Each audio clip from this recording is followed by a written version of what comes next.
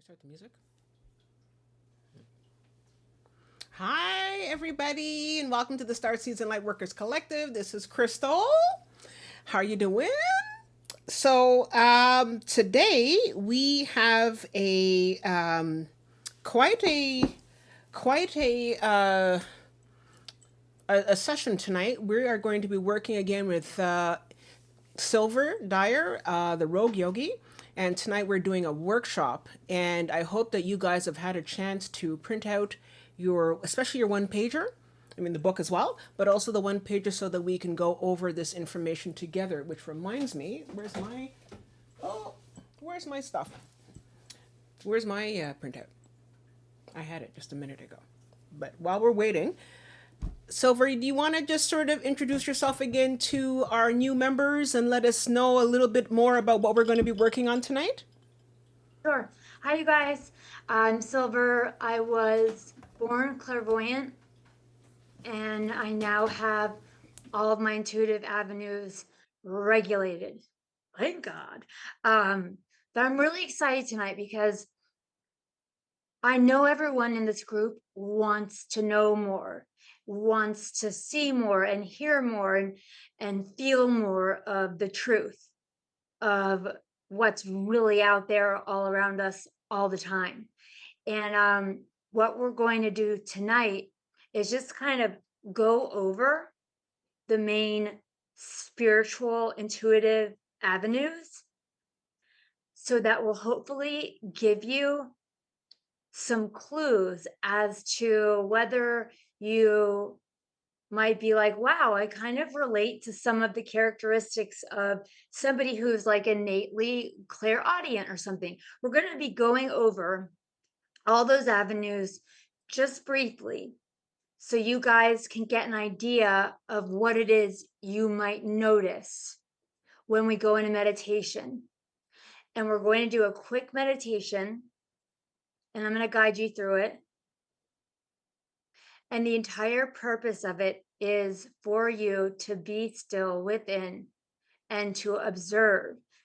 For those of you who are like, oh, I already know I'm clairvoyant, then you can take this chance to either deepen it, or what I would suggest, which is like even more fun, if you already know you have one of the clairs, and clair means clear in French, in case anyone didn't know those definitions. But it'd be a lot of fun if you are somebody who's like, oh yeah, I see sparkles a lot. Where it might be fun to set the intention of learning your second most intuitive avenue, because unquestionably everyone comes down with something that's innately there if the conditions are right, the mind is kept open enough. But with this group, sorry, I'm just laughing because I know Crystal, and I'm I feel very safe to say that with everyone watching, uh, I'm you probably have more than one most natural clair. I managed to find my printout. I was kind of running around like, where did I put it? But I have my printout. So for those of you who are members, I sent out an email today, and I actually sent it out on Monday as well with the files, the two files. One which is the free ebook from Silver from the Rogue Yogi, and also the one pager which we're going to go over before we start the meditation. I'm sure that there's still a couple of people coming in, so I don't want to start maybe another 2-3 minutes just to get people to come in. So your one pager should look like this.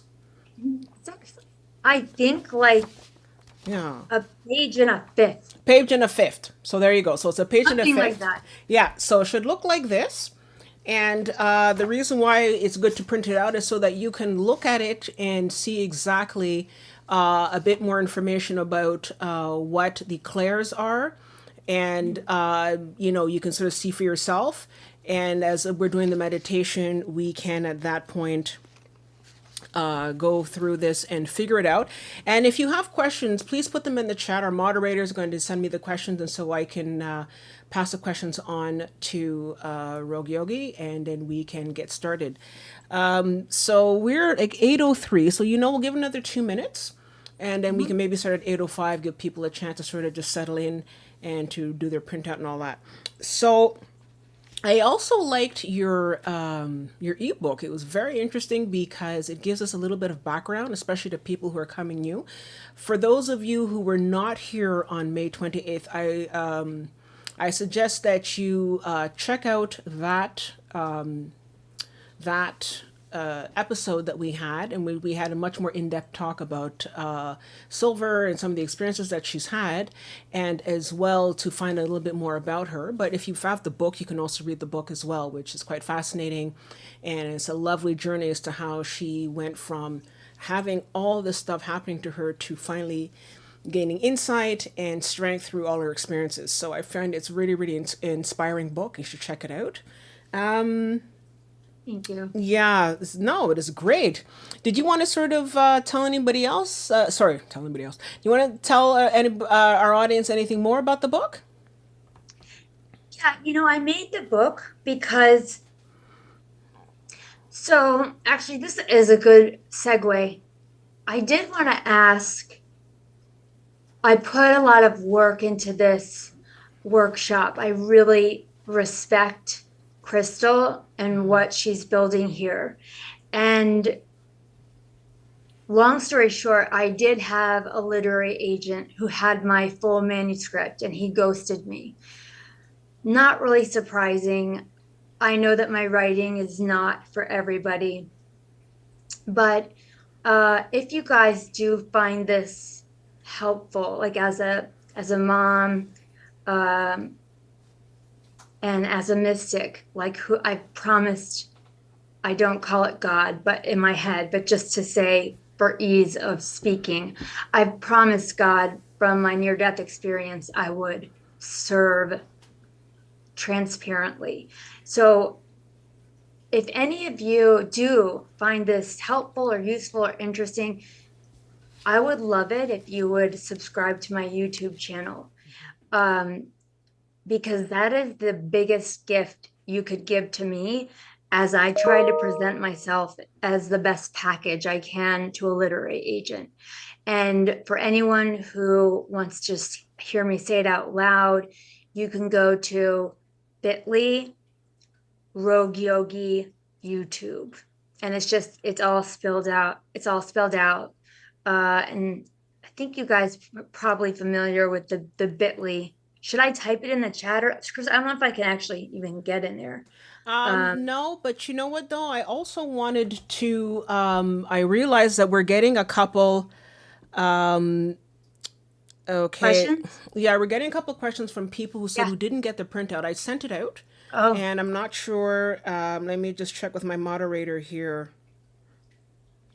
and if you didn't get the printout, I'm gonna run us through Yeah. everything quickly before we start meditating. But this is the time right now, for example, if you do have a burning question before we go into meditation, like let's say something happened last month that you noticed that you thought was curious and you want to ask me about it, and I could give you my 2 cents on what Claire I think that could be. If there are questions like that, I don't want anyone going into the meditation feeling like they're flailing or they're sitting on something that would be a lot more helpfully answered before we meditate. Okay, great. So then how about we just go, I'm sorry if people didn't receive the PDF. It was attached. I don't know if Meetup maybe doesn't have that kind of option, but I did send it through my email, so I'm not really sure what happened there. But we'll go over the clairs one by one, and then we can take and get into the meditation. So the first one here is clairvoyance, clear seeing.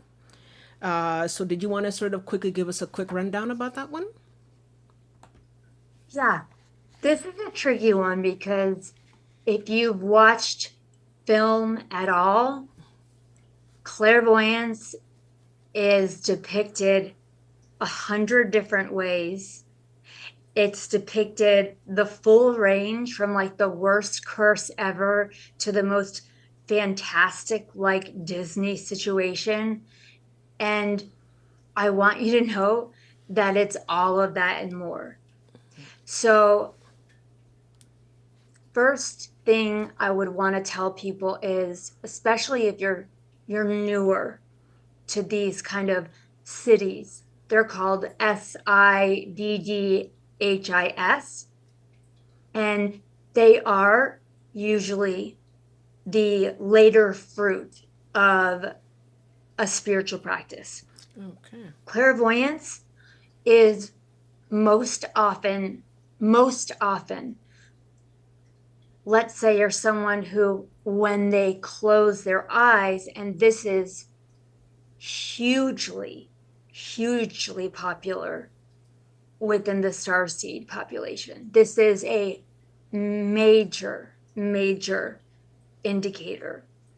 If you see colors when you close your eyes, Okay. if you see swirling graphics or portals or eyes, if you see in your third eye, which is basically like, pretend like your forehead is a movie screen. If you see flashes, it could be like if you had a photo, right? And somebody went like this, like you just see a flash, like a still photo, shapes, symbols.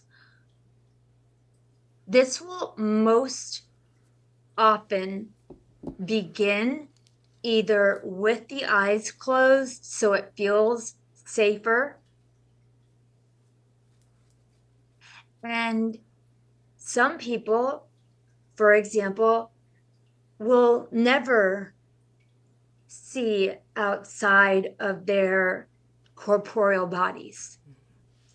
It all depends. But here are some signs, like if you, for me, when I go in my closet, first of all, you'd be like, okay, somebody here is really psycho about color, because my entire closet is organized by color.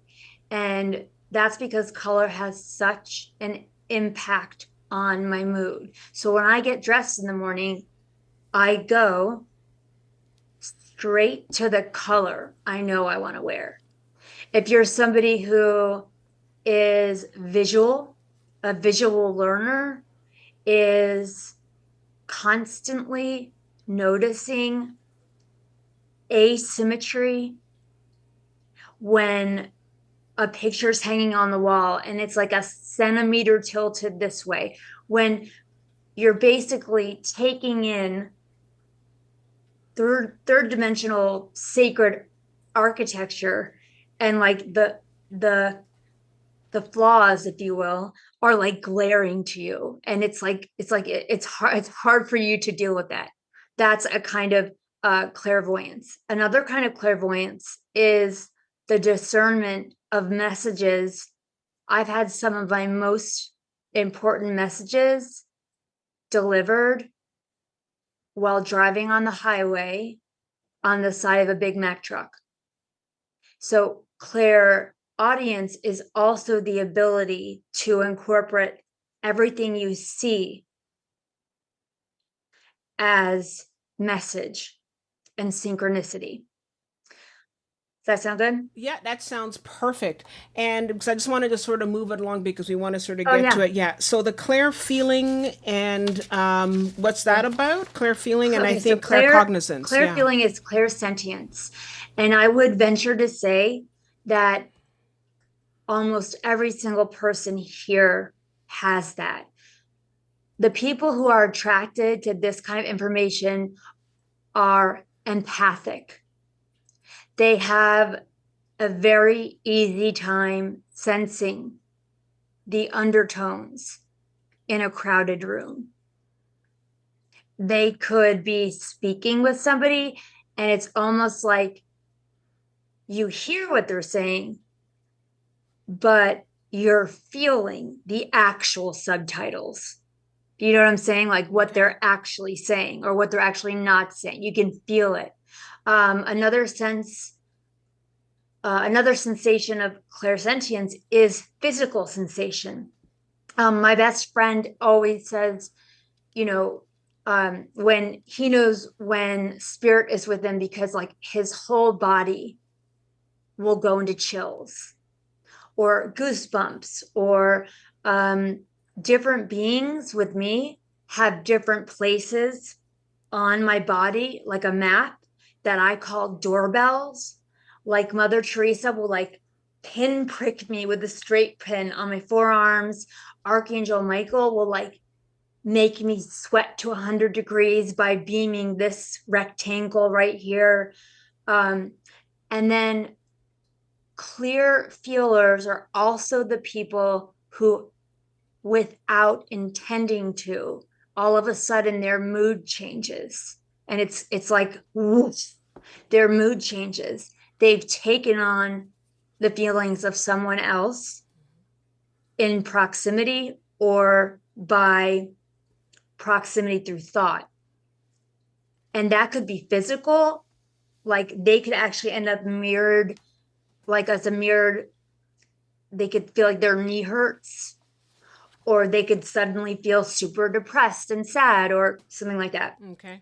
So that's more sort of like, so in many ways, that's also an empathic thing. I know a lot of Yeah, empaths also feel that as well. So I definitely am, totally. I'm on, I think I'm definitely on that level. So the next one is claircognizance. What can we know? Claircognizance. This is it's a little hard to differentiate claircognizance from clairaudience at first, but there's a great tip I'll tell you guys that makes it clear. Claircognizance is when you guys might have heard the word download before, Yeah. and it's when a true download is a true download, especially if you are doing something that puts you in autopilot, like driving, showering, folding clothes. There's just enough action to pull just enough of your ego, kind of push it a little bit to the side, and it leaves open a lot more periphery for thoughts and insights to drop in. And that's the feeling and the energy of it. You won't be thinking about something at all. Maybe you have a life situation going on that you had been giving it a lot of thought last week. And the week following, you were really crazy busy at work. You hadn't been thinking about that at all, but you were in the shower, and then boom, clarity hits.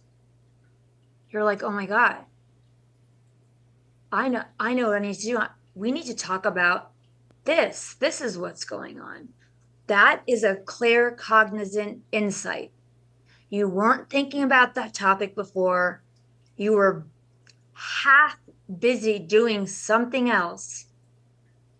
And then, kind of like somebody dropped a rock into your open crown chakra, like a solid nugget of clarity just plops. Okay. That's the best way to describe it. Okay, yeah, and that does actually sound a lot like a download, because sometimes you're minding your own business, walking along, and then poof, you get it, Yes. and then you're like, oh, okay. I just wanted to see if my tech has the. Do you have the one pager up, Andy? You think maybe we can show it to the? Can we show it to the audience? Maybe. I want to see, because just in case, because it seems that some people got it and some people didn't get it, so I don't know what happened there. But oh, so actually, I think the moderator is going to be sending it out to other people as well, so that Okay. people should be grading it. So we'll continue. So with so channeling, and you have your channeling, receiving from the beyond. Actually, can we do clairaudience right now? Uh, Because I want to distinguish Claircognizance Mm-hmm. from clairaudience. Okay, go. People they get confused a lot about that. Sure. A lot more people are clairaudient, which is clear hearing. A lot more people are clairaudient than they think, because at first, the messages you receive sound like your own inner voice, the same one that, like, when I'm talking to myself, I know what it sounds like.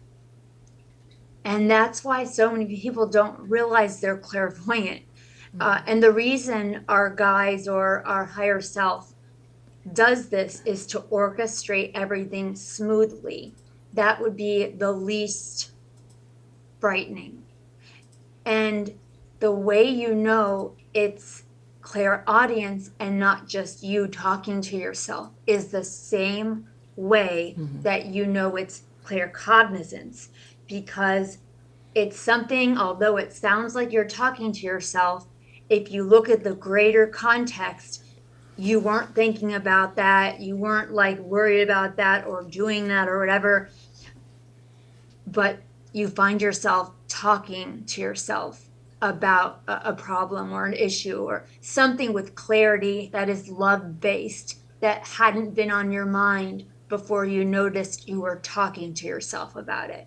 Okay. That is the most, I would say, basic conveyance of clairaudience. And then, just like clairvoyance, these are like the two solar clairs, where it's like at some point clairvoyance and clairaudience become unavoidably knowable. Like at Okay. some point you can't not know, because you just can't.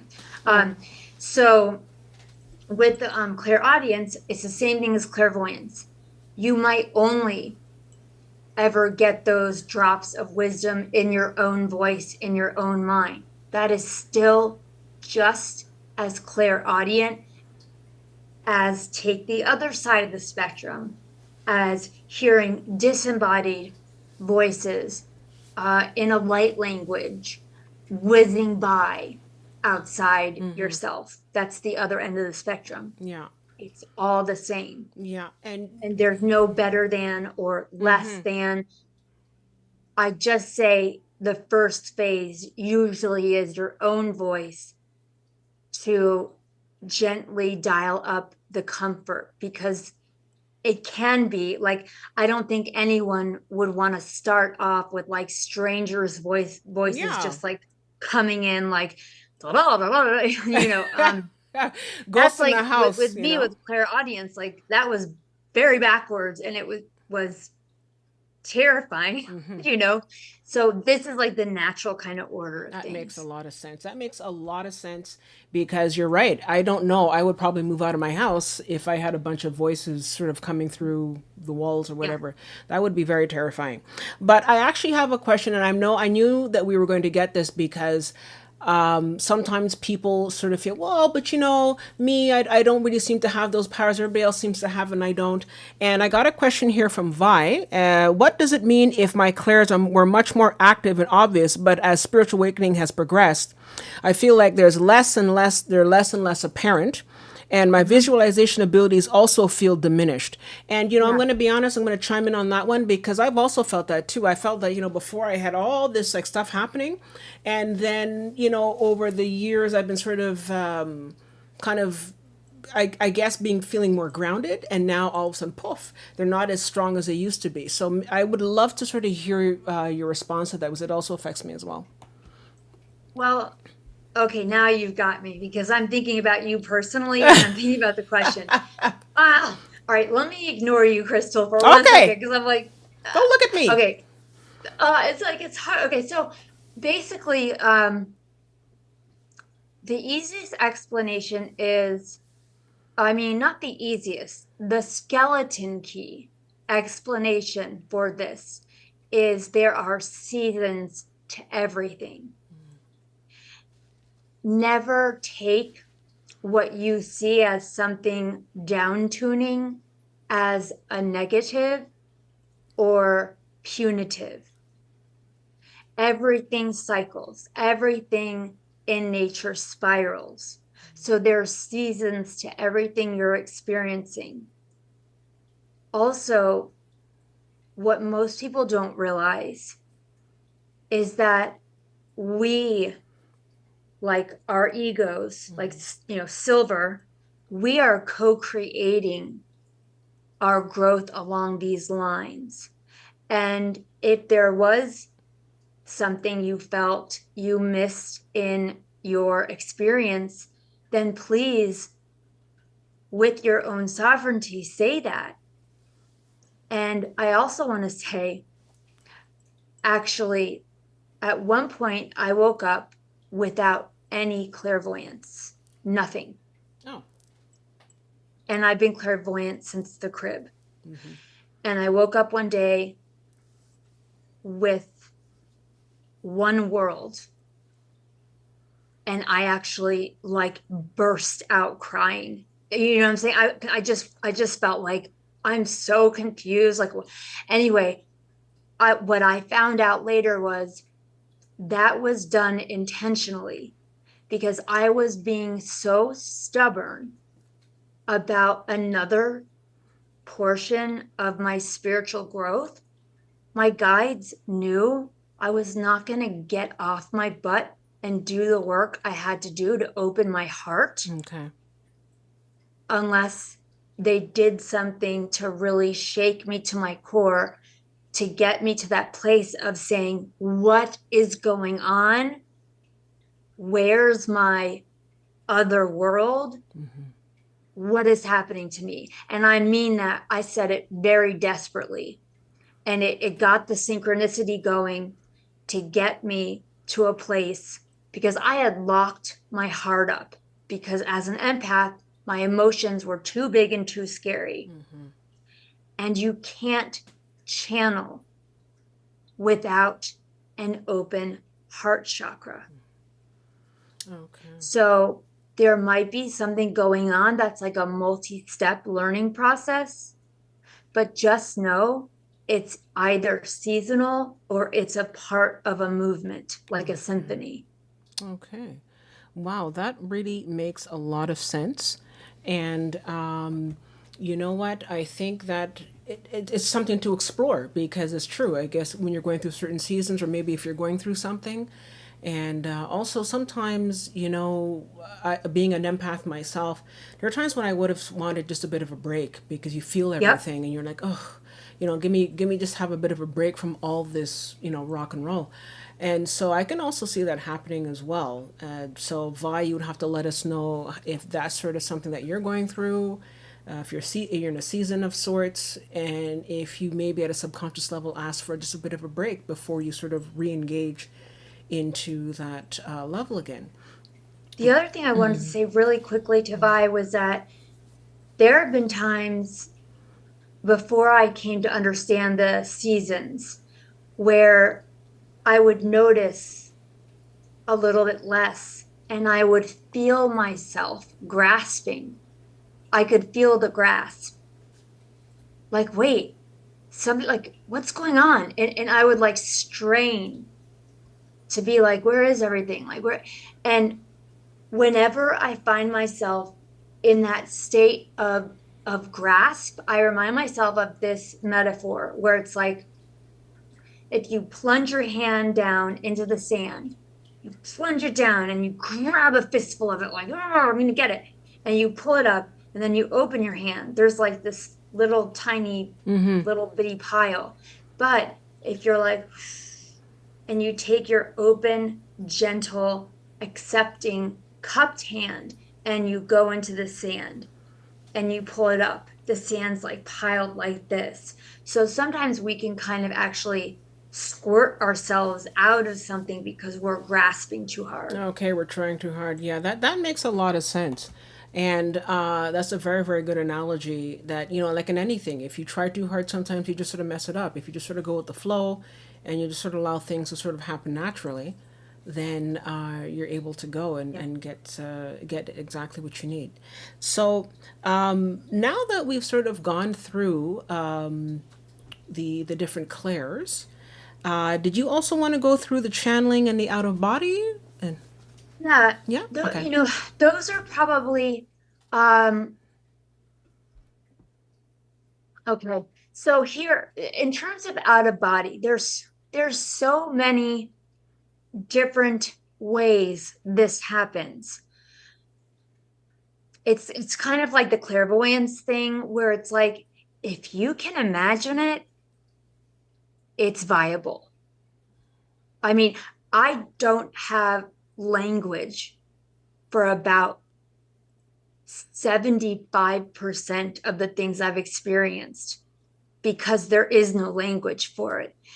But if we're in meditation, some things you might notice if you're a natural lucid dreamer, astral traveler, remote viewer, consciousness projector, you might notice, and this is really actually, if I freaked out the first time this happened, I'll be honest, but like it's really fun once you know, like you're not going to end up backwards, but like you might you might feel like with your eyes closed, you might feel the sensation of you inside your body start kind of like bobbing like a balloon that's like in a box. And you might get that sensation, and you're like, you're sitting still, but like you can start like discerning the real you inside. And it has like a buoyant kind of feeling. And I know for me, the first time this happened, my me started actually like bobbing and turned around. And I got so scared that I was going to open my eyes and just be seeing into the back of my skull that I freaked out. So I just want to tell you that that doesn't happen. That's not how Okay. it happens. But that sensation of discerning a you inside the body in any way in meditation is a really good tip that you are naturally acclimated Okay. to that kind of separation and that kind of travel. Okay, And great. then with channeling,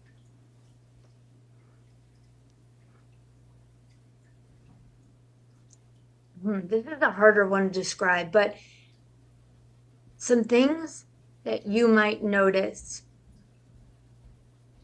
This would be a pretty advanced one to notice first. I will say that.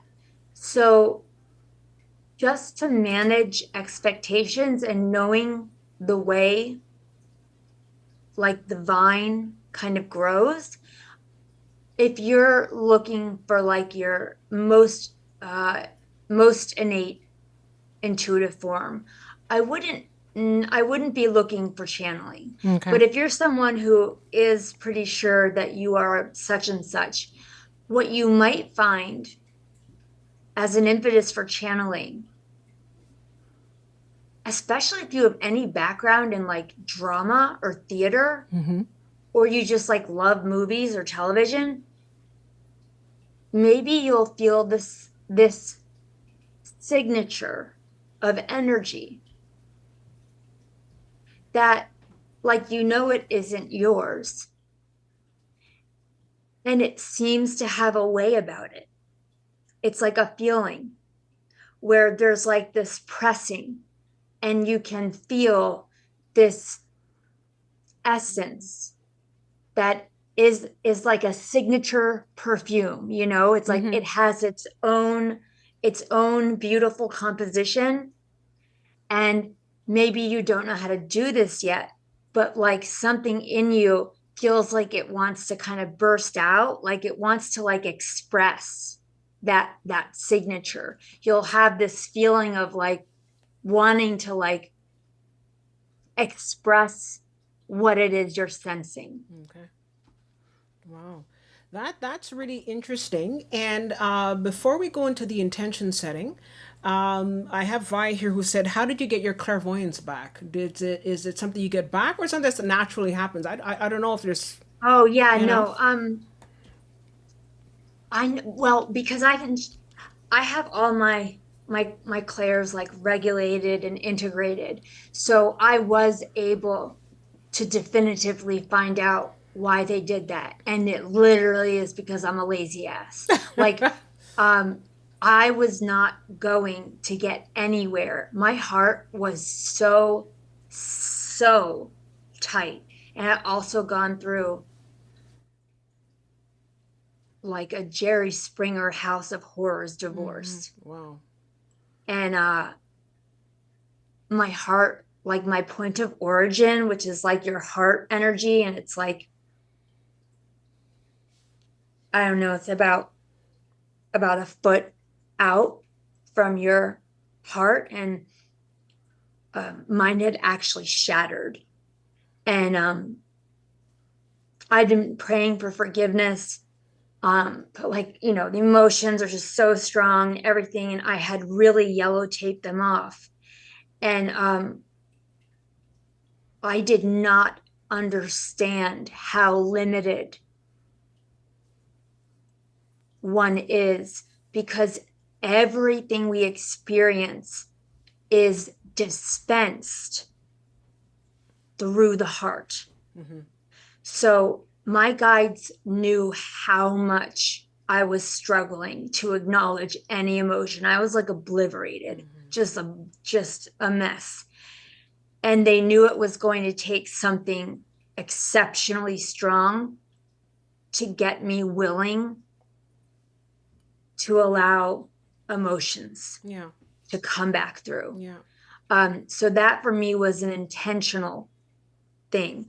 But if you're asking, like, you're worried, well, what if it doesn't come back? You don't need to worry about that. I mean, you are clearly innately attuned to that.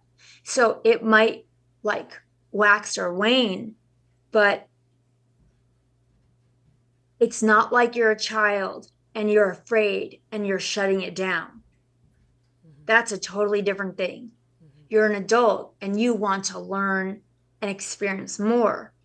Who knows? Your guides, like Crystal said, your guides could literally be pacing you, because that's what they do. That's why Yeah. they start out with clairvoyance in your head, sounding like your own voice.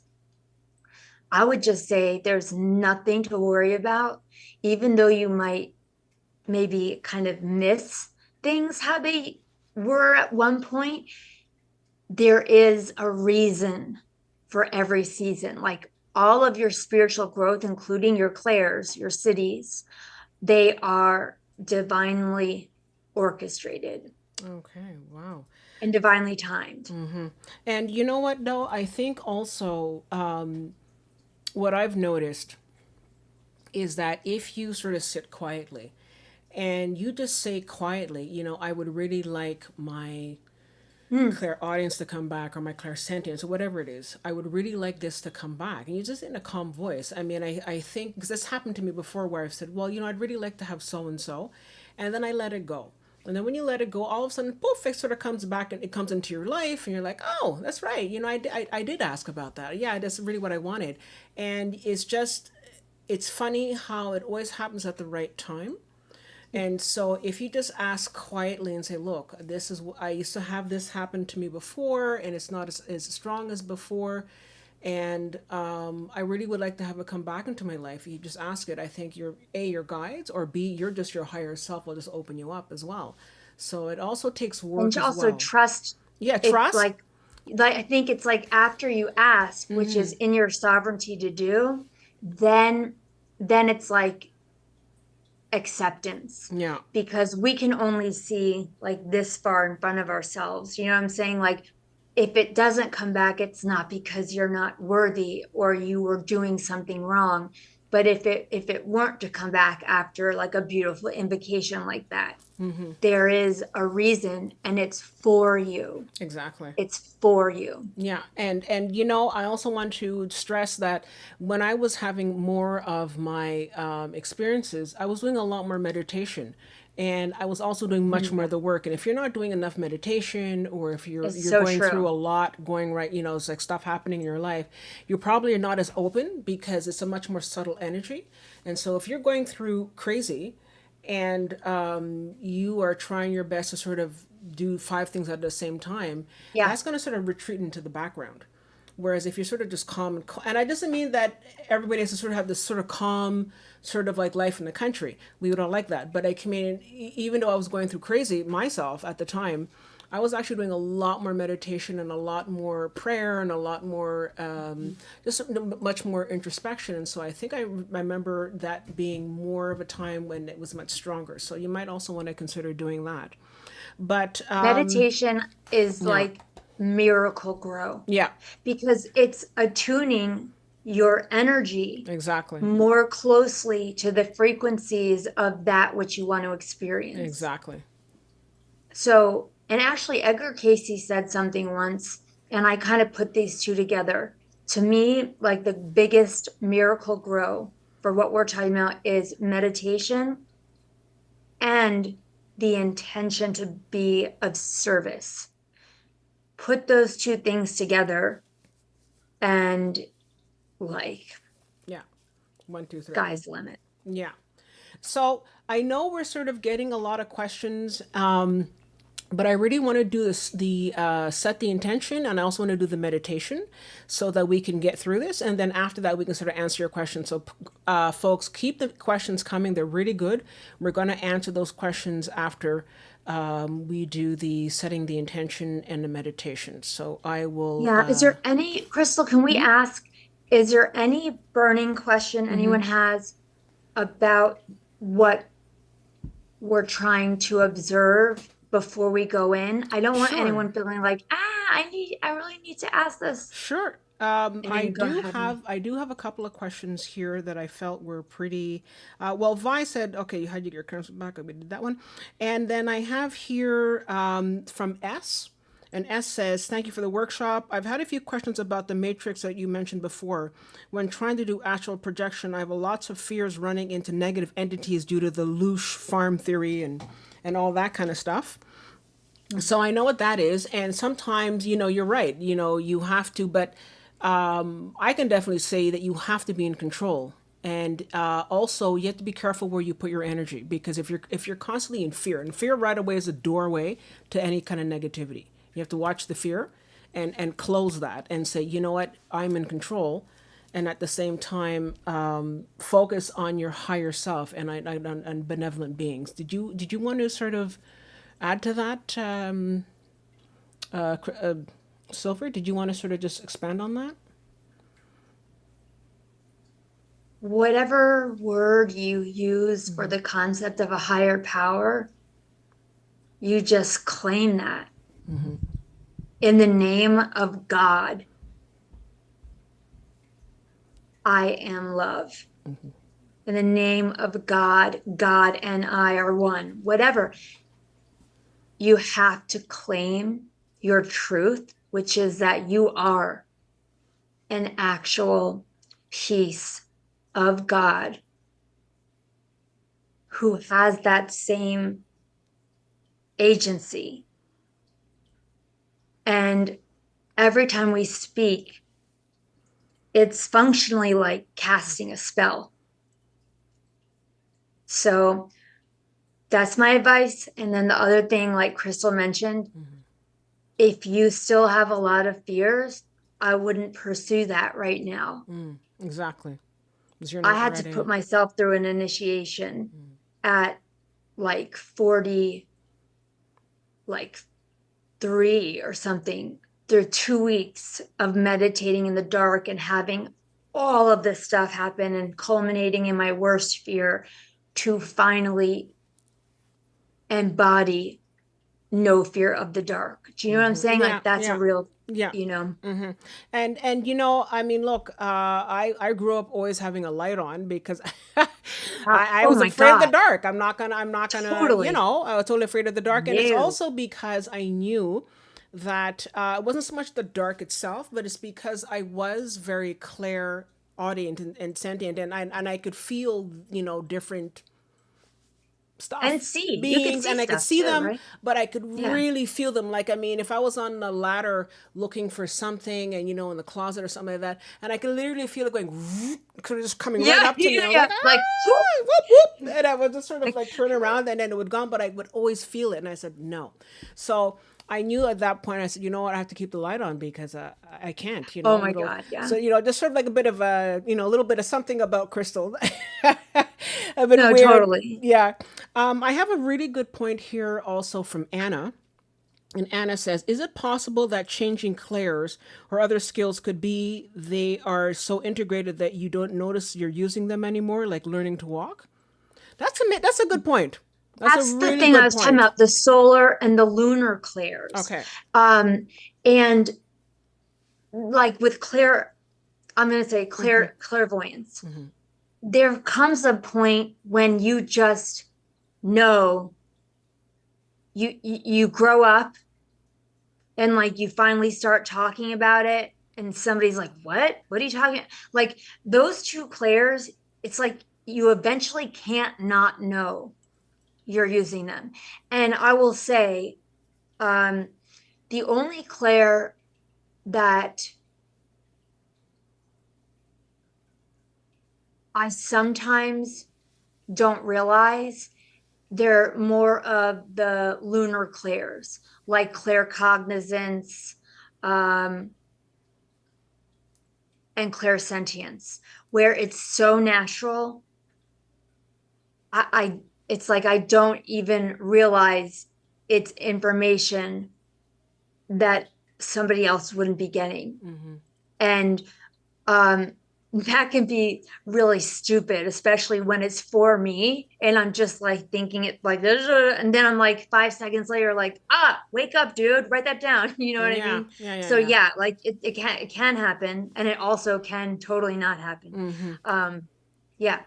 And last but not least, I have here from Vi again, and it says, I've asked and asked about hearing, or I guess or about clairaudience or whatever, but I hear crickets, and I'm not sure if it's because my lower clairaudience or because I'm not meant to have the answer right now.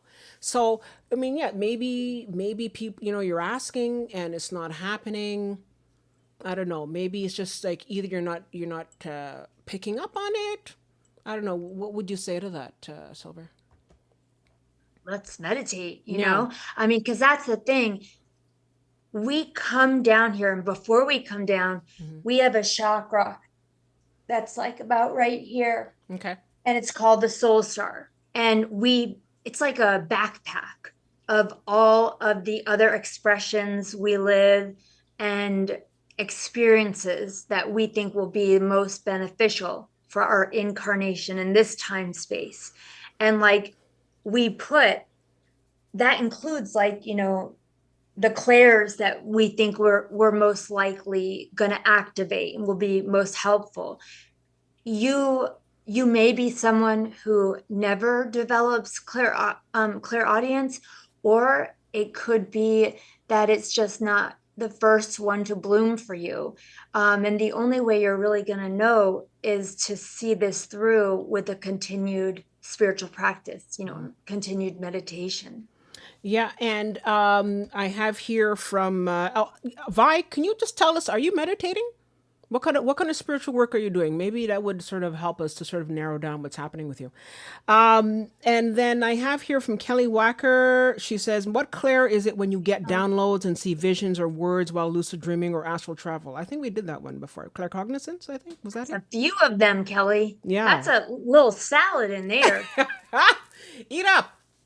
Love it. Yeah. So is that the claircognizance though? Is that it? Is that it? I think Well, that's what was she's she saying asking. like while lucid dreaming, while astral traveling, she's getting downloads? Yeah, I mean, it's Okay. like it's all those things happening at the same time, and that is what happens when you begin living multidimensionally.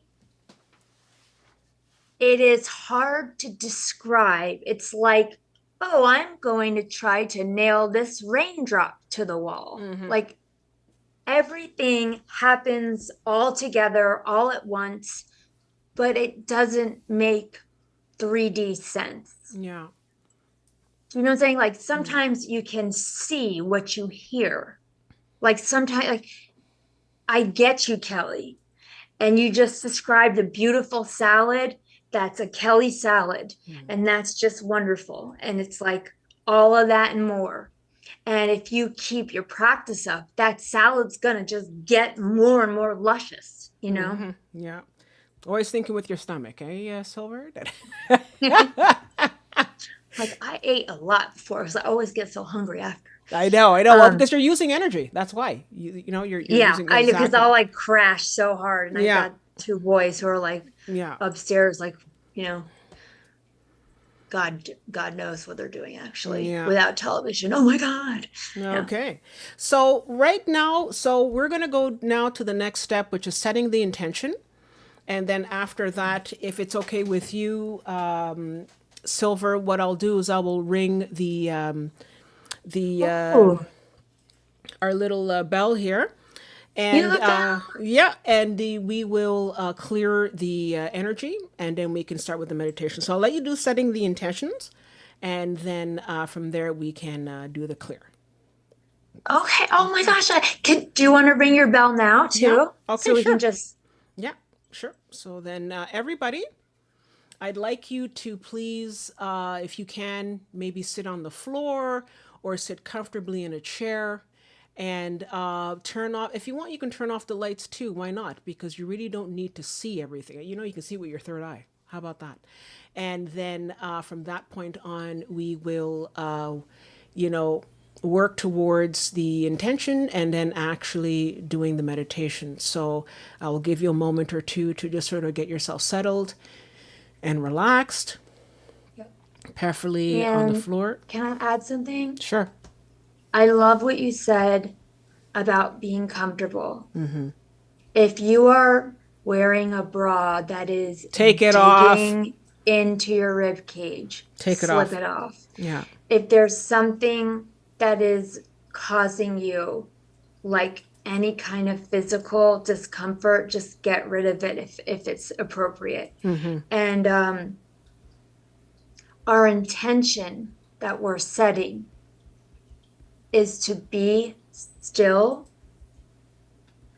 to be within ourselves and in union with our higher soul selves, and to observe whatever comes along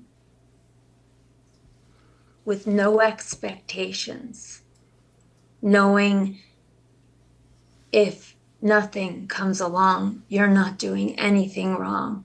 Your only job is to sit in acceptance and observe any sensations, any messages, any colors, any sounds, any pressure. That's it. Okay. Super easy. And just be and get as comfortable as you can. And I would suggest keeping your eyes closed Yeah. for more of a controlled environment. Now I'm going to turn my lights down too, Yeah. actually. Exactly. I think we're gonna. Can we just turn down these lights, Andy?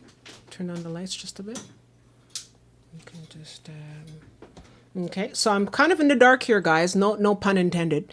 And we're gonna wait for Silver to come back. But as she said, if you can just sit down comfortably, and we will get this started. Okay, so I will ring the prayer bowl 3 times, and then I will let you take it from there. Okay, Silver? Okay, thanks.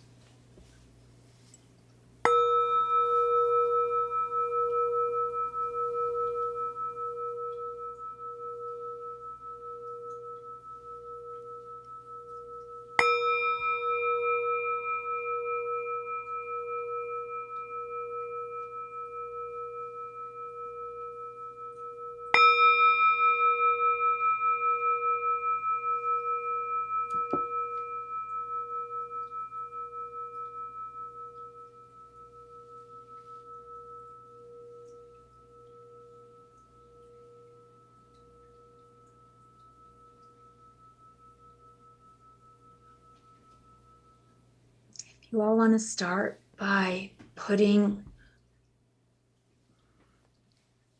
a few fingers in the middle of your heart space.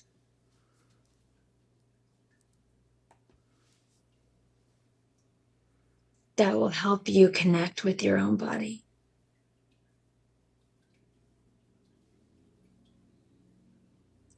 Skin to skin is best if you're alone and you can do that.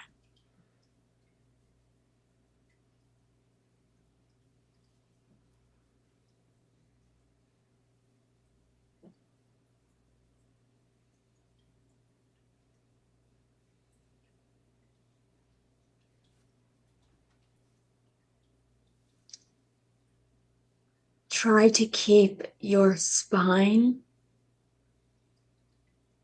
and your head aligned. That will help you more easily feel if there's any sensation of motion.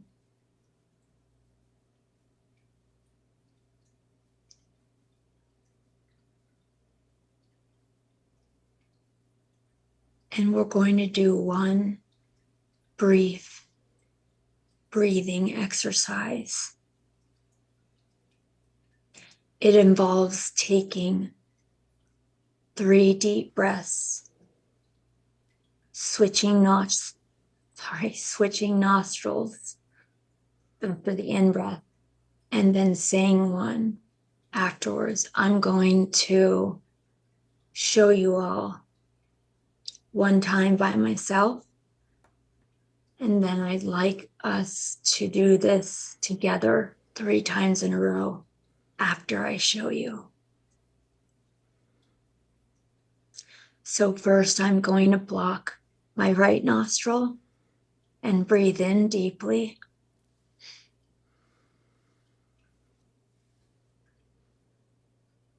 Then I'm going to block the left nostril for the out breath.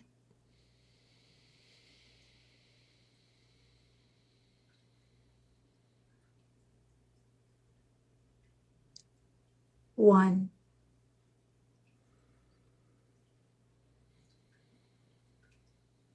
And that's what we'll do together 3 times in a row. So why don't we start now? Breathe in.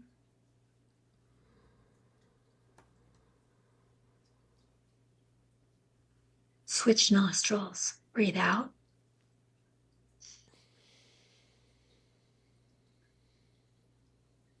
All the way out.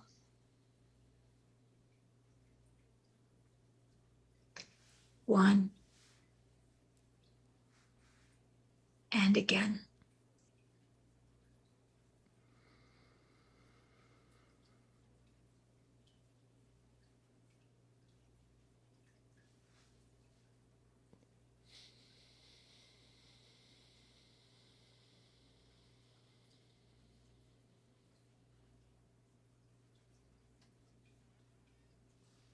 One.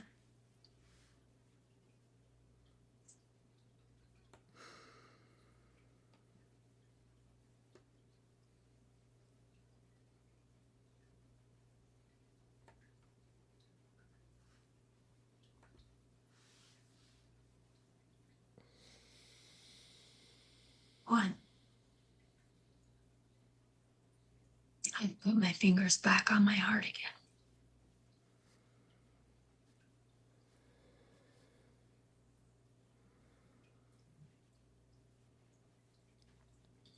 Let your face muscles hang.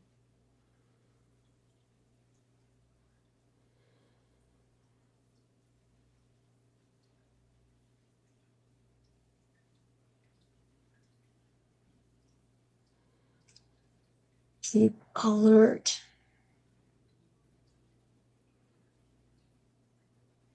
But gently inhabit your body.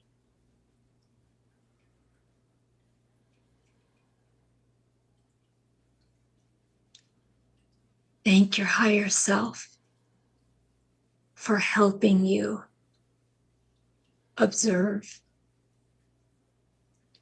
without any expectations.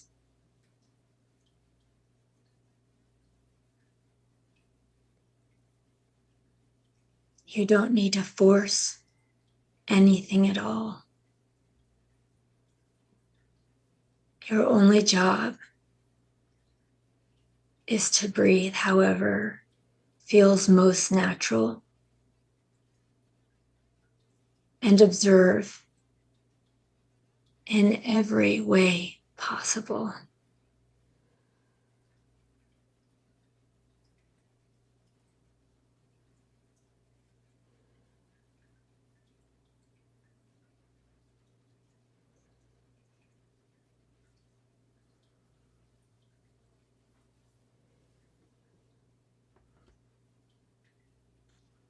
You may want to take your fingers off of your heart space and place them symmetrically to your other hand so they're both resting on your thighs or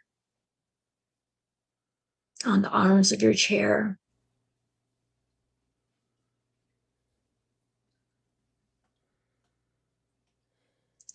So you can keep that sense of being alert and gently but symmetrically sitting to make it easier to feel, hear, or see any sensations.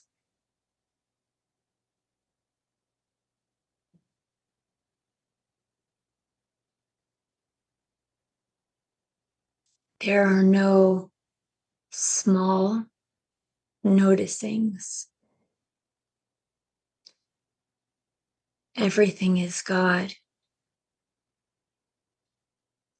Everything is synchronicity.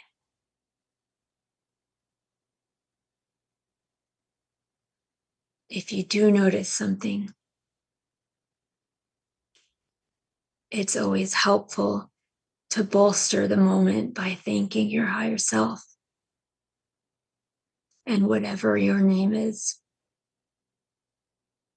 for what's often called God.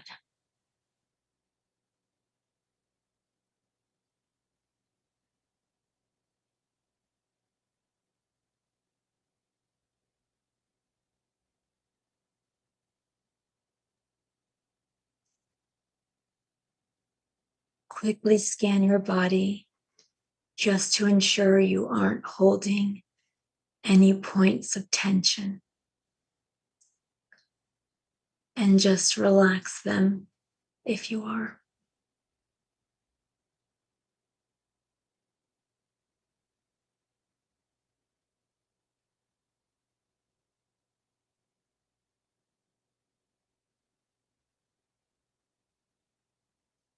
I'm going to be quiet now so we can all have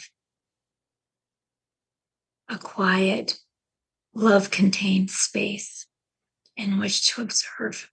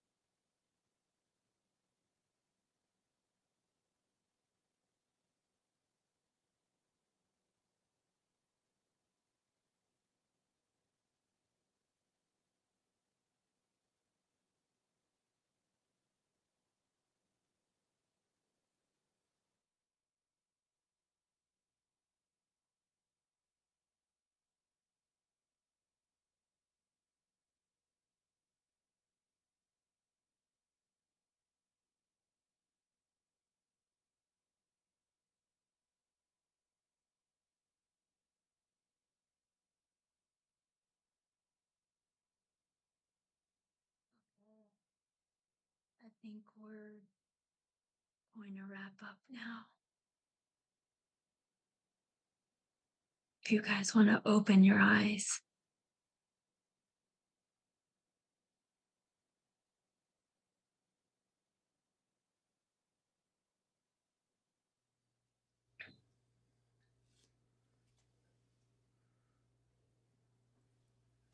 If you guys did notice anything at all, I probably should have said this earlier, but I'd really encourage you guys to type it as a note into your phone, or if you have a pen and paper, just so you can capture every detail freshly.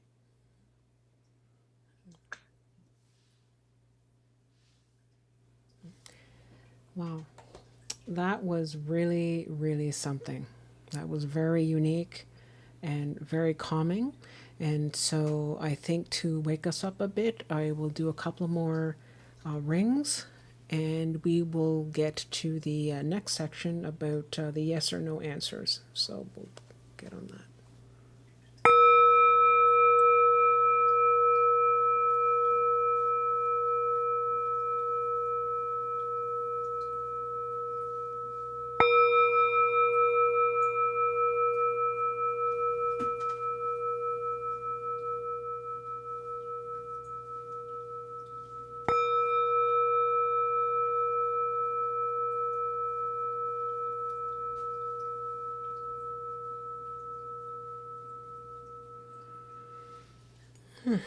Wow, that was really, really special.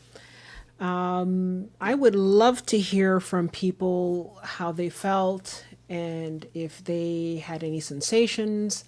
Let us know what you're feeling. But one of the things that we were also going to look into is how to get a clear yes or no answer. So it may not happen tonight for some people, but if we continue the practice again, if you continue to practice on your own, Silver, can you sort of run us through how we can or how the members can go about getting a clear yes or no answer when they're making their, when they're in meditation and when they're working with a higher level? So for this exercise, you want to select, I'd encourage you to select your higher self, because that is the most important relationship, as the ideal is to live 24/7 in communion with your soul self. But if there's an archangel, for example, or a deity that you feel especially close to, all you do is, when you sit down to meditate, thank that being for working with you and explain, I'm looking to feel your yes and no. So first, why don't we do yes? Would you please now entirely clear your energy from my auric field so that it is completely clear? And when I next say go, I would like you to flood my energy field at a level 10 with whatever your yes is. And this can come in as many forms as there are avenues, but you repeat the same process for the no. And it's that contrast between when you're getting yes and when you ask them to clear out again. And again, that could look, hear, or feel like anything, but there will be a definite opposite sort of difference between the yes and the no. Yeah, it's interesting because during the meditation, I was in the meditation, and I was asking, oddly enough, my higher self, and I said, "Could you please?" I think what's happened is that I've asked for indication before, and what I felt is a lot of heat. Like I feel heat on Mhm. my ears and on my left side, and I would ask a question, and then I would get like for me the yes was like a heat that came up, and then after that, when I asked another question, it was no. It sort of went away. So that's kind of interesting. I don't know. Would that be considered a yes or no? In your opinion? Absolutely. Yeah. And it can also be like, I have more than one yes. Okay. So it can, like I said, if you're aware of several of your avenues, you will likely get a yes through all of those avenues, Okay. likely at the same time. Okay. Wow. That's really interesting. And does anybody else? Do we want to try with the? Can we just sort of do like a little exercise like that, just so people have it on film? So how we could just go about asking, coming into our chakra field, our auric field, and going out again. Did you want to just sort of just repeat the exercise and just show us how you would do it? Sure. Okay.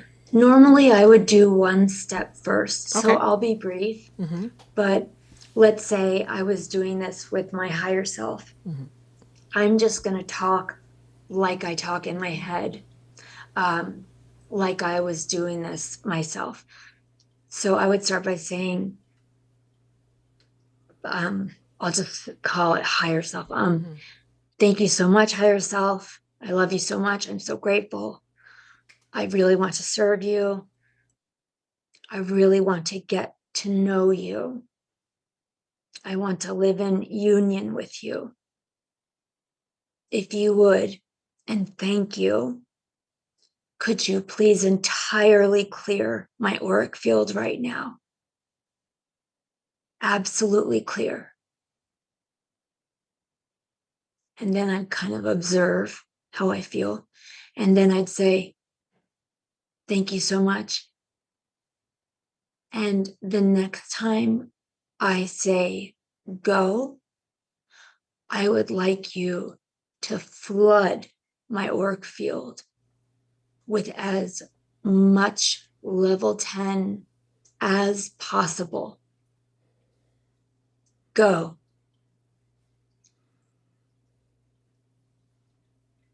And I'd be comparing and contrasting. Okay. And then I'd say, thank you so much. And when I next say go, could you please immediately clear my auric field? So that's one more chance to get a comparison. Okay. And I would say, go. And then it's immediate. Okay. And that's another chance. And just like that example, I like to start with that so you get the sense of the energy signature and then go into the yes and no. Okay. I see. So basically, the thing is to invite, well, and I know that some people sort of get a little weird, like, you're inviting things into your aura and all that, but I think it's just more when you set the intention to have your higher self or a higher being, or let's say, for example, Archangel Michael. I like working with Archangel Michael personally. And I find that Archangel Michael is someone that I really, really connect with. And I really get, like, I'll ask him something in the morning, and by golly, by the afternoon, I have it. So I like working with him. Yeah. And so you can work with whoever it is that there's no specific religion or creed or whatever, but whoever you want to work with. And then ask that, I guess, that particular being or higher level being to, like you said, come in, come out. And I think it's also, like I was saying with the example with the heat, You know, if I'm asking a question, I get like a lot of heat, and then when I don't, it's a no. It's like sort of cools off right away. So whatever. So there's no one a hard or fast rule. I think this is what we're sort of figuring out here. It's Yeah, about it's what like works that's for the you. thing. Yeah, Yeah. you know, a whole big salad. So whatever works for you, and you know, it's, and again, if you are someone who's just starting on this spiritual journey, you may not get it right away because you sort of have to clear through all the stuff that you've been working through. And it's like anything else, it's like a muscle, you have to build it up, right? Yeah. So oh, sorry. Just no, to your point, Crystal, Yeah. this came up the last time we were talking. Somebody voiced a little bit of discomfort at the idea of having, your higher self or Yeah, whomever beings. flood their field. And I said this last time, and I wanted to say it again. If that does make you uncomfortable, you could literally do the exact same exercise, but have it focused on your right hand. Exactly. Gives you Okay. a better sense of control and less fear. Yeah, and I think that's the key thing here is the fear. And like we talked about it just about, I think about an hour ago, we were talking about how if you're really feeling fearful, maybe you need to sort of give yourself a bit more time and maybe not jump into it right away and you know, work up like slowly, you know, like you're saying, if your hand or a little tingling on your fingers, that sort of thing, if that's what makes you feel more comfortable, and then work towards that. And once you feel a bit more comfortable, and maybe if you find a descended master or angelic being or any whoever it is that you want to work with, or your higher self for that matter, if you make more comfortable, work with your higher That's the self. best way to Yeah. start. You know, and also one of the big things that I wanted to say, and I remember mentioning that the last time, is that before you do anything, especially of this sort, where you are communing with things outside of yourself, always surround yourself with divine white light. We should have actually started with that. Always surround yourself with a shield of divine white light, or a shield of divine blue light, you know, or gold or pink light, but divine white light completely blocks everything. So there is absolutely nothing's coming in. So when you surround yourself, I surround myself with a shield of divine white light. I am pure white light. I am surrounded. That you are setting that intention, and you are setting, and you are at that point controlling your own environment and your own auric field at that point.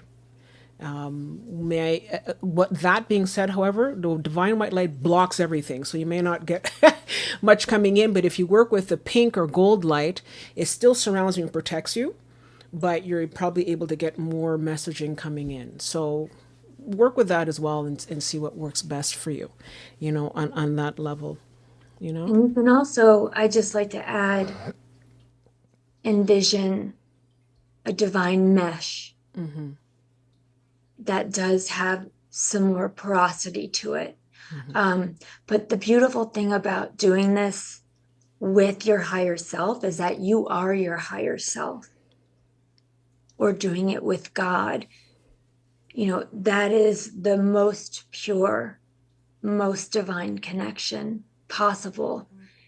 And that may help you feel much more comfortable. Okay.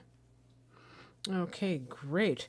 And at this point now, we sort of work through the exercises. So like I said, you know, work on it at home, work on it for a while, and you have all the links to Silver, the Rogue Yogi. And so if you want to reach out to her and let her know what kind of impressions you're getting, or if you have any questions, you can always reach her at info at rogueyogi.com, and so you can do that. But while we're here tonight, if you have anything that you would like to ask, I mean, please put it in the chat. If you have any questions or comments, so please go ahead. I do have a couple of little comments here.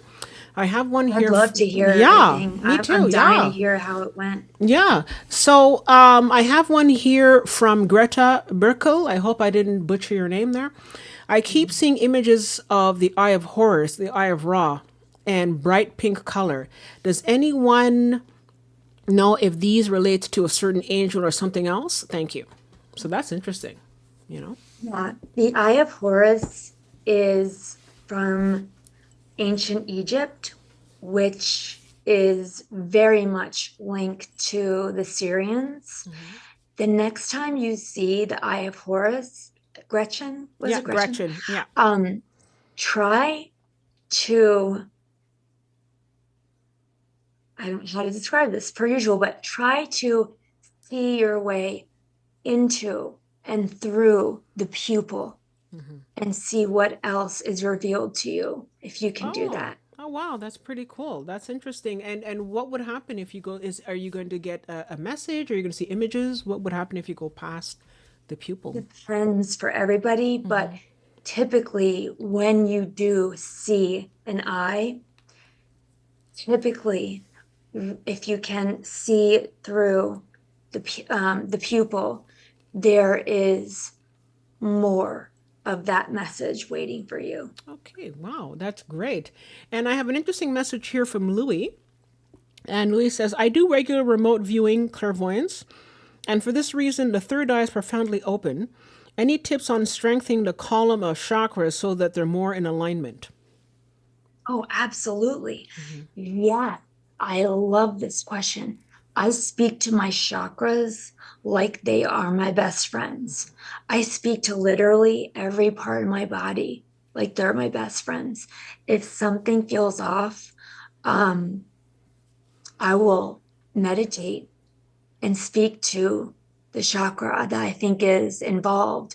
The last time I did that, I remember um, asking how was my root chakra doing, and it gave me a video clip, very dramatic, of a woman in like a tattered gown running across the like cracked desert scape and lunging half off a cliff and like reaching for the water below, and I was like, cool, I'm dehydrated. Mhm. um but any part of yourself can be communicated with as if it's a teacher separate from yourself. Wow, that is really incredible. That must have been interesting, getting that image. And it came to you very clearly, I guess, right? Like you were just sort of sitting Yeah, there and you really get, dramatically. yeah. And I have an interesting comment here from S again. And the Mhm. question is, in your astral travels, let me just hear, in your astral travels, have you ever run into the soul net, a soul catching net that prevents us from leaving the matrix? That's interesting. I've never heard of that one. I know the general concept you're talking about. Mm-hmm. Um, but the brief answer is no, because that is not a part of my belief system. Mm-hmm. So that wouldn't manifest in that manner, if you will. Okay. Yeah. And yeah, because I feel that that's interesting. I've never heard of the soul net. I mean, there's a lot of things I haven't heard of, but I haven't heard of the soul net.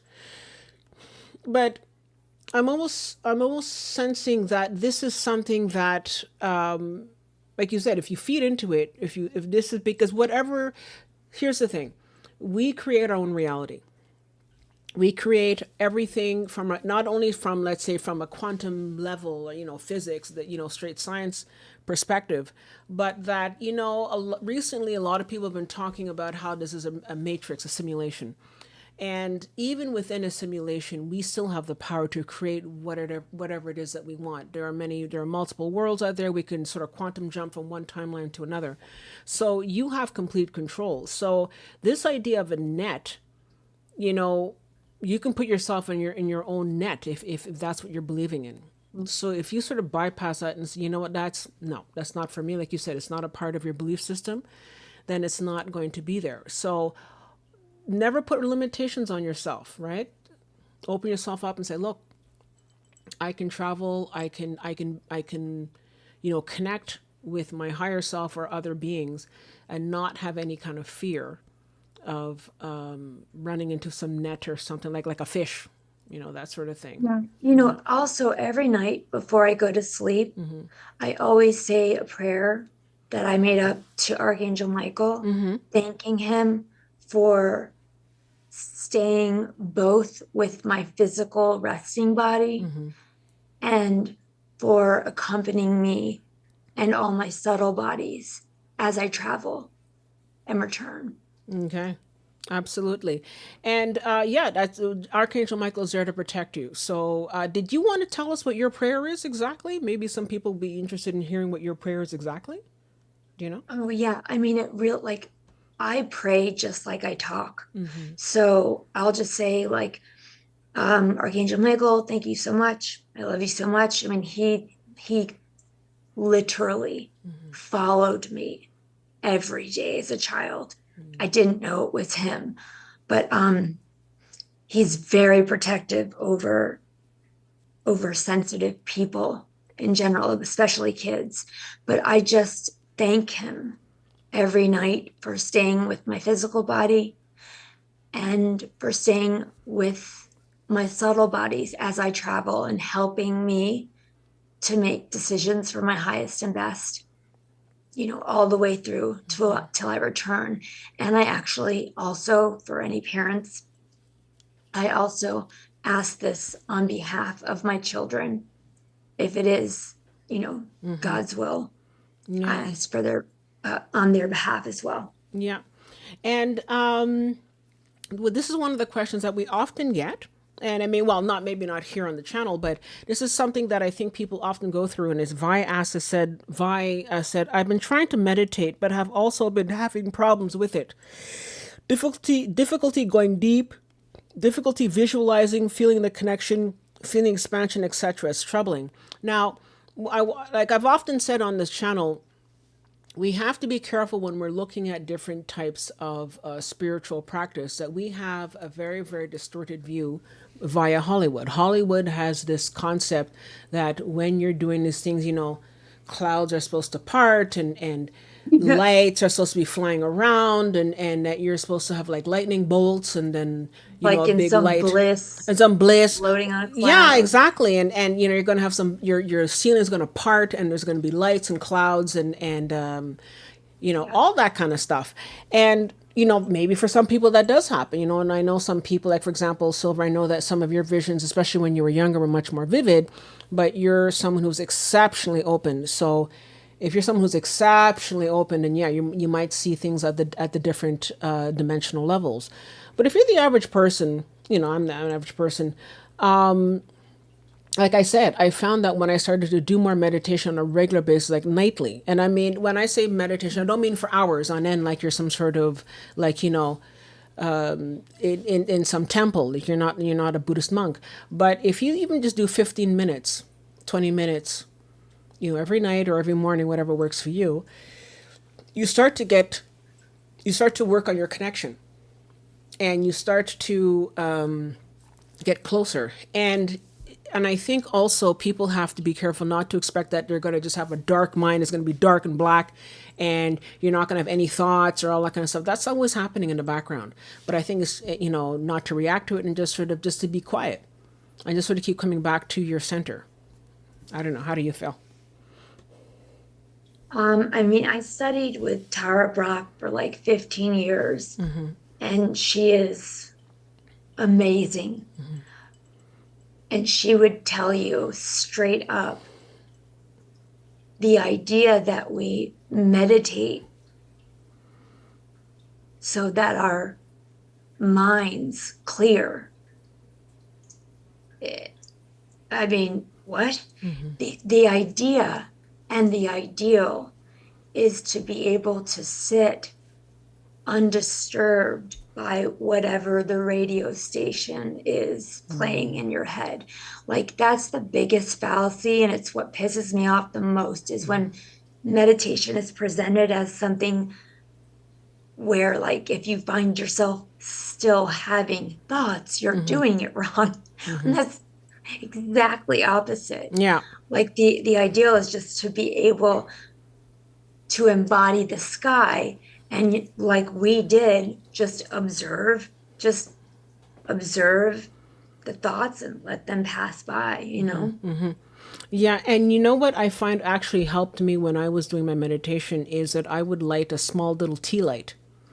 and have Mm, it right in front of me, just on my yeah. table, just right in front of me, a little lower down. And I would just sit here quietly and breathe. And I'd have the window Like open, whatever, in the gaze. summer, and just quietly, no chance, no nothing, just sit down Yeah. quietly and looking at the flicker Flame. of the flame. And you might also want to have, like, I was also listening to solfeggio tones.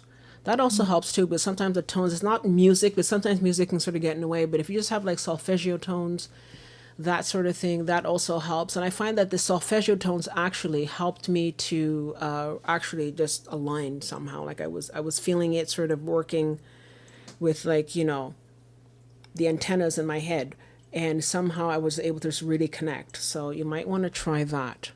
I don't know. Do you have any solfeggio tones that you would recommend, Silver?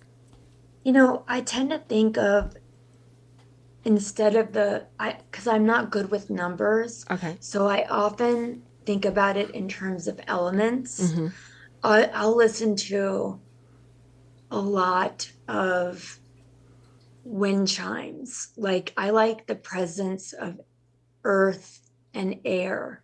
I tend to think of it more like elements, but anything that you can find that is neutral to you and is any kind of a, it could be wind chimes, it could be binaural beats, whatever it is. If you find that it helps you relax, that's great. No rules. Yeah. No, absolutely. And this is an interesting comment that we got here from David M. And David M says, my daughter's 12 and she has abilities. She is trying to shift astral travel and she would like advice. She'll be participating in the meditation. So it's interesting because children are at a different level in terms of, like, adults, like as adults, we've been through a lot and we've been through life. And so we have a very different approach. But for children, what would you recommend, especially a 12-year-old? So 12, she's not that young, but like she's not that old either. What do you think? Well, first of all, I want to say I love you, David. Um, when I was a child, I promised myself that if I had children who were like me, that I would raise them to be unafraid and to be open about it. So just like so many props to you for engaging with her and having a relationship like that. If she's looking for tips for a 12-year-old, really, you can never, ever go wrong with getting inspiration and letting go of excess energies by walking in nature. And then, sorry, that's my bedtime alarm. But and also to begin, even if it's 2 minutes a day, a sitting traditional meditation practice, because that will miracle grow all of her gifts, everything Yeah. in like a one-stop shop. Yeah. And you know what? I'd like to add to that also, and it's actually going to dovetail into a comment that S made, which I'll get to in a minute. But one of the things that people, I think, need to be careful of is the amount of screen time that children have, because that's actually because when young children, they're developing, and especially their skills are developing, a lot of screen time will take away from that. And I know that, I mean, at the risk of sounding like a conspiracy theorist, but the thing is that there are control systems on this planet that are trying to control the natural evolution of the divine being, the human galacticus that we're becoming, and our so-called dormant, as they call it, junk DNA is coming online. They are trying to stop that and stifle that from happening. And so, people being addicted to their phones and lights and computers is stopping people from really fully, engaging in that. So one of the things that I would definitely recommend is to limit the amount of screen time, especially the screen time. They say, you should really limit your screen time before bed. I mean, I'm kind of guilty as charged. Like, I like to sometimes surf as well. But, like, I mean, if you're really serious about that, get rid of the screen time at least, a long time before bedtime, and especially for young children who are so susceptible and very impressionable. And this leads into a comment that S made. And I think this is coming back to the idea of the soul net. And S says, some people say that the soul net is placed in the astral dimension by the archons as an artificial energetic grid to prevent any souls from escaping the matrix. Now, I get what you're saying with that. However, this planet is coming online, whether you like it or not. And these archons, I know what you're talking about. People who don't know what the archons are, the archons are basically a malevolent group of beings that have come to this planet to try and stop our evolution. But, and it's worked for a while. But now this planet is coming online. People are turning on, our dormant DNA is coming on, and we are changing along with the galaxy. And so we cannot be held back. They're trying, but it's not going to work. So all the stuff that they're trying, and the distractions and the wars and all that kind of stuff, that's a distraction. That does not take away from the fact that as human beings, as souls, as galactic beings, we have so much power. And we, like I said, we can shape our reality. And if you have any ideas of this so-called stupid soul net, you just take it and you rip it up like that. You dig a big hole in it, you let everybody go through. So that's how I see it. I don't know if you wanted to comment on that, Silver, but that's pretty much how I'm sort of going about it. Yeah. Yeah, I don't really have too much to say about that. Okay, great. And so I think that okay, great. I have another one from Kelly Wacker, and Kelly says, Silver, how do you finally realize it was an Archangel Michael following you and protecting you? Could you feel his energy? And if so, how did it feel? Yeah, how did it feel for you, Silver? This is the most ironic thing. The only resources I had, as like a 3-year-old, when I could start talking, were my two very conservative parents and my very cranky priest. And so for me, I was so terrified of being here. I had actually severed my energetic line that comes from your root chakra into the earth. And so I thought, because everything else I was seeing, they were either clearly beings of a different race, or like grid work. I didn't understand what that was, or portals, which I didn't understand. But in terms of like this certain kind of being, Archangel Michael presented as not see-through, which in and of itself really terrified me, and as a deep, deep crimson color. And like, if I was here, I know, and like at the time, I remember thinking like, I don't know, like maybe like he was the size of like an oven or something, like, and he like just like right there all the time. And because I was, my parents had forbade me for speaking about it. And I gleaned what I could from like cartoons in church. So I actually thought that was the devil. And I was so ashamed. I felt so broken. I was like, why? Like I have a good heart. Like I don't understand. And I thought that the devil was recruiting me, was observing me to recruit.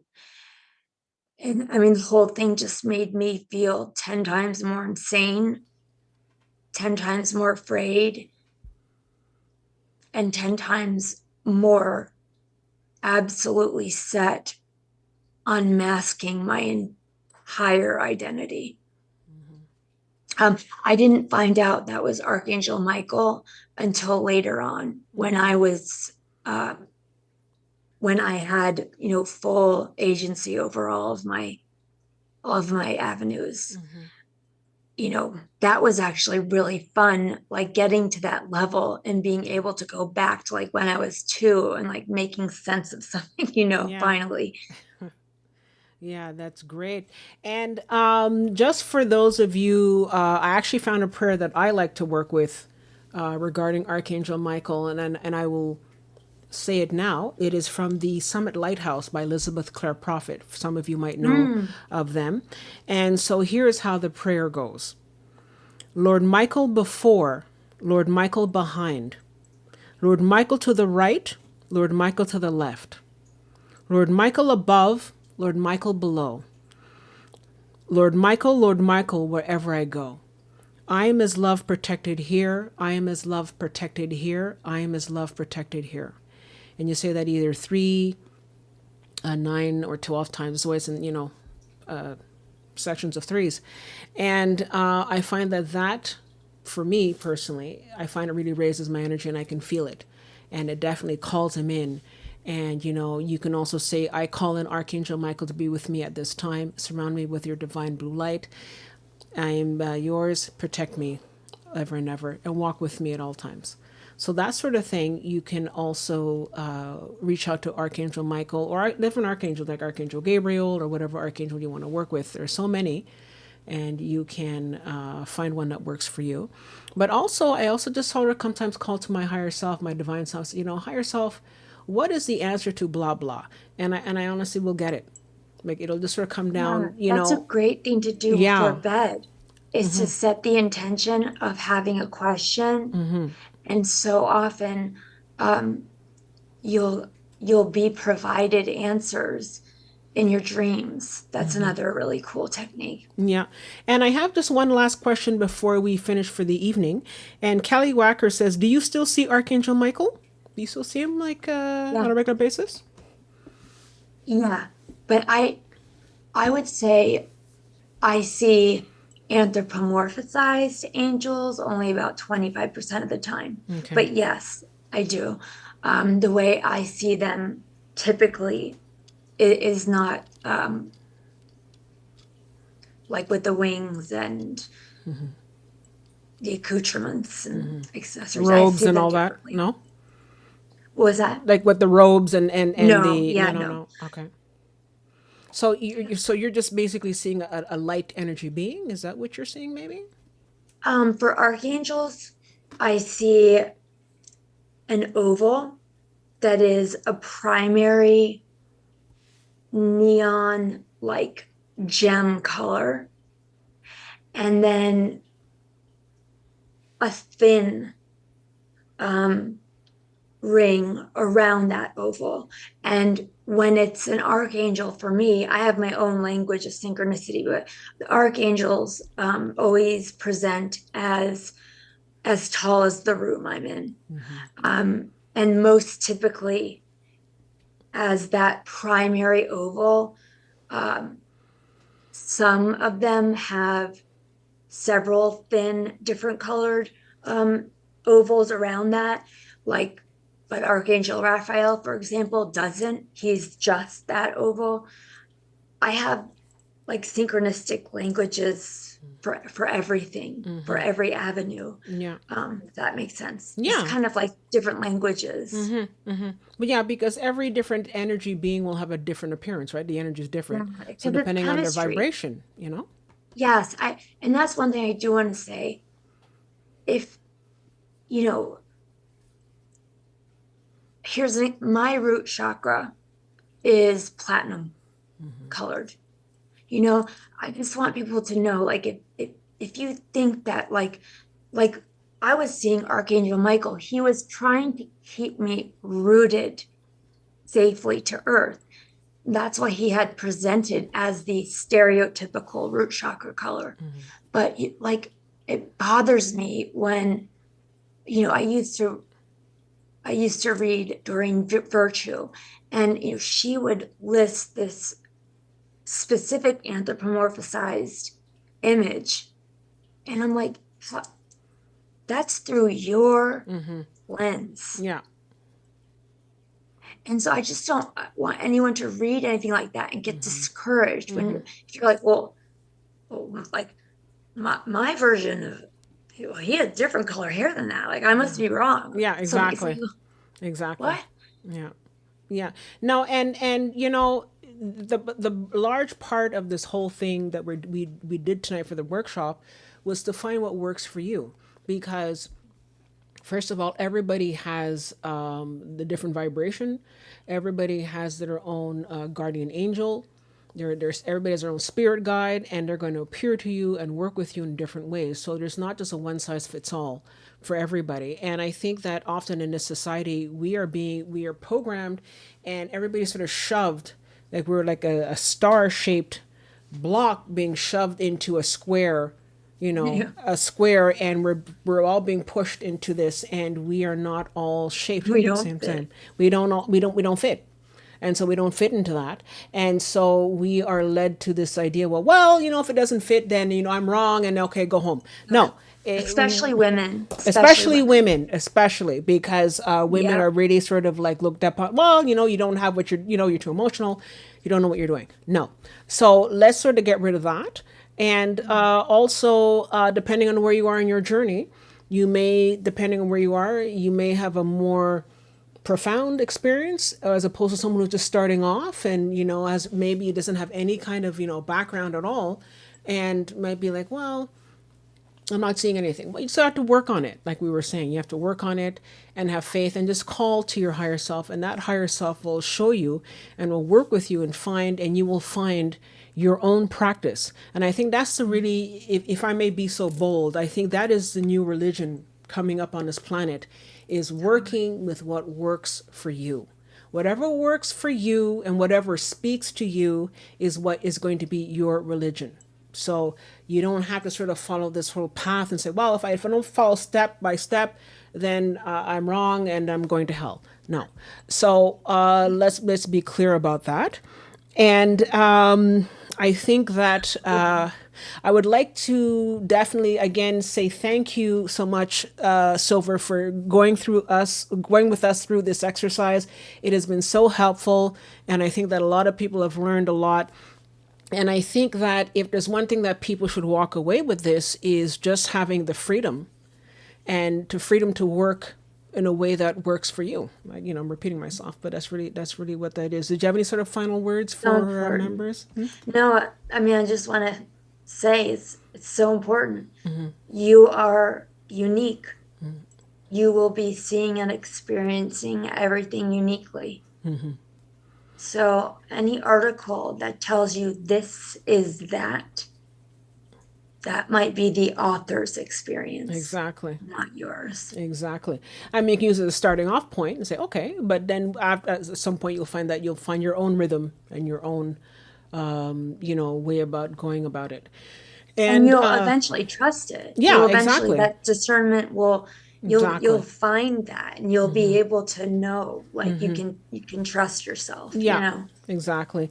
And so also I know some people were talking about channeling and all that, and just so that you know that Silver will be coming back in September to do a live channeling event. That'll be very interesting. So I'm really looking forward to that. So if you're looking to see some channeling, then please join us again in September when we welcome back Silver to the program. But before that, I just want to say thank you to everybody who joined us tonight. It was a very, very, I don't know, I felt so connected with everybody tonight. And there's a chime.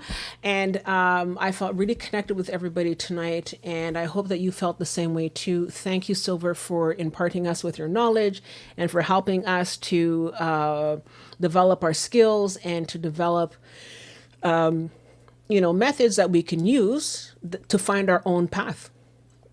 And so I just want to say thank you so much to everybody, and thank you. Don't forget to like and subscribe. Please subscribe, guys. It really helps. Thumbs up. And if you have any questions, please reach out to Silver at info@rogueyogi.com. She'll be there to answer any questions or any comments that you have. And let us know if you have any comments. Put down in the chat below. And we look forward to seeing you next week. So without further ado, thank you so much, everybody, for being with us. Thank you, Silver, for being with us. I really appreciate it. It's nice to see you again, as always. Always. Yeah. And then we'll see you in September. Okay. So thanks, guys. And we'll catch you. Mwah, mwah, mwah. Hugs. Have a good evening, everybody. Take care.